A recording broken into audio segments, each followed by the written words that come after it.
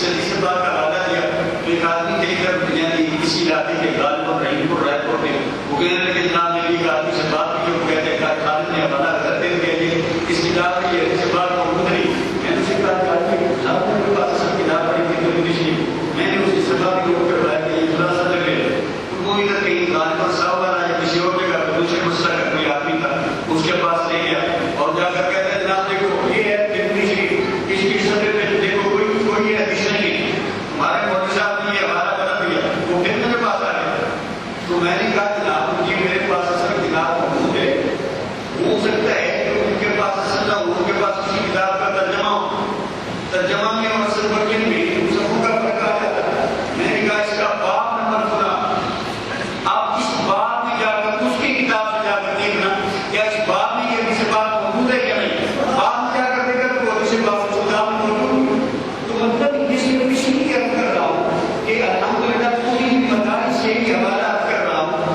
عثمان بن حنیف اس بات کی حدیث پاک کے راوی ہیں. ترمذی شریف میں یہ حدیث پاک کا بھی موجود ہے.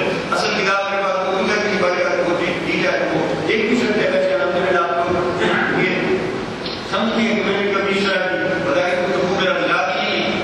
تو حضرت عثمان بن حنیف فرماتے ہیں کہ ایک نابینا صحابی سرکار کی بات ہے عالم حاضر ہوا اور اس نے آ کر عرض کی اے اللہ کے رسول صلی اللہ علیہ وسلم میں نابینا ہوں میرے پاس کوئی ایسا گائیڈ رہنما بھی نہیں ہے جو مجھے یہاں مسجد تک دے ہے یا میں راستے کے یہ مفراد دیکھوں یہ راست گندگی سے بچ سکوں.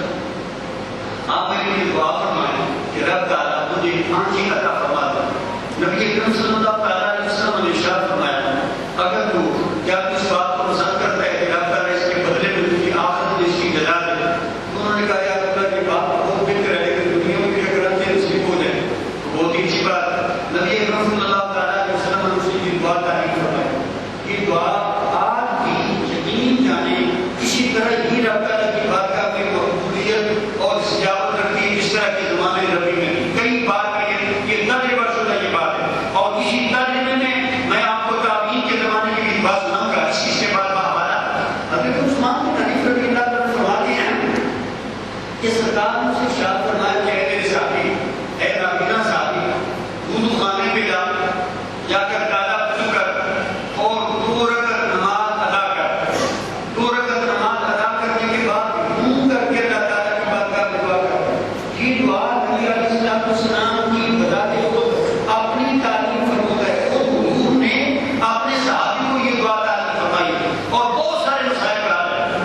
آپ نے ارشاد فرمایا یوں دعا کر اللہم انی اسألک واتوجہ الیک بنبیک محمد النبی الرحمہ.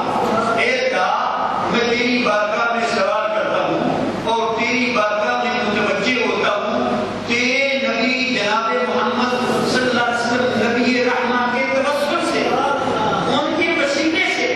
نبی علیہ السلام فرما دیتے جاؤ جا کر صلاۃ حاجت پڑھو.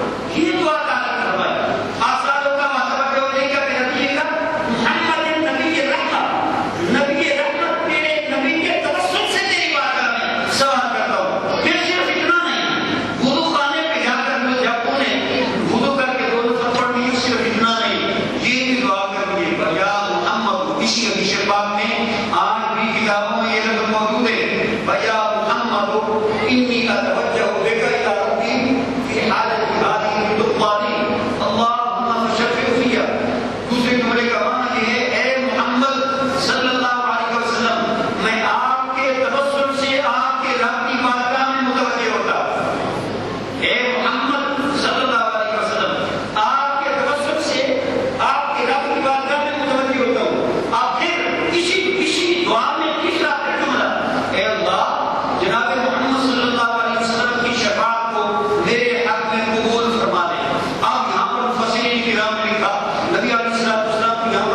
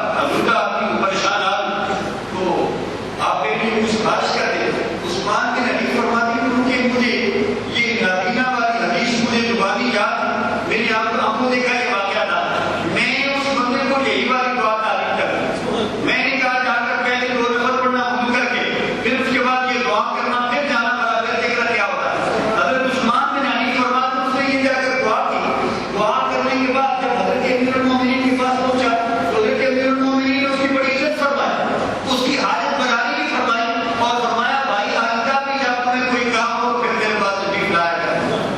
یہ نبی علیہ السلام کا بعد الوصال توسل بھی سرکار کے زمانے میں، صحابہ کے زمانے میں یاد مسائل تھا. بلکہ ایک اور بڑی خوبصورت حدیث ہے، وہ جب طبرانی میں حضرت ابن مزار کے اندر تعالیٰ کی والدہ محترمہ کا وصال ہوا، حضرت فاطمہ بنت اسد مزار کا جنت البقیع میں مدینہ سے کرنا. حضرت فاطمہ بنت اسد رضی اللہ تعالیٰ عنہا کا وصال ہو گیا. حضرت ابن مزار رضی اللہ تعالیٰ عنہ کی والدہ محترمہ کا نبی علیہ السلام جب ان کی والدہ کی خبر تیار ہو گئی تو نبی علیہ السلام نے حضرت فاطمہ بنت اسد کی قبر میں داخل ہوئے اور ان کے لیے دعا فرمائی، یا اللہ اس میری ماں کی مغفرت فرما مجھ سے پہلے حضرات انبیاء کرام کے توسل سے، اور یا اللہ میری ماں کی مغفرت فرما میرے توسل سے. نبی علیہ السلام خود اپنا وسیلہ اپنی ماں کی مغفرت کے لیے، حضرت فاطمہ بنت اسد کی مغفرت کے لیے خود اللہ تعالیٰ کی بارگاہ میں پیش کر رہے ہیں. ایک بخاری شریف میں حدیث پاک ہے، ہر آدمی کے نقطہ نظر ہوتا ہے، میں کسی کو یعنی صرف حدیث پاک کو خوب سمجھانا چاہوں گا. جناب فاروق اعظم رضی اللہ عنہ کے زمانے میں یہ کہانی ہو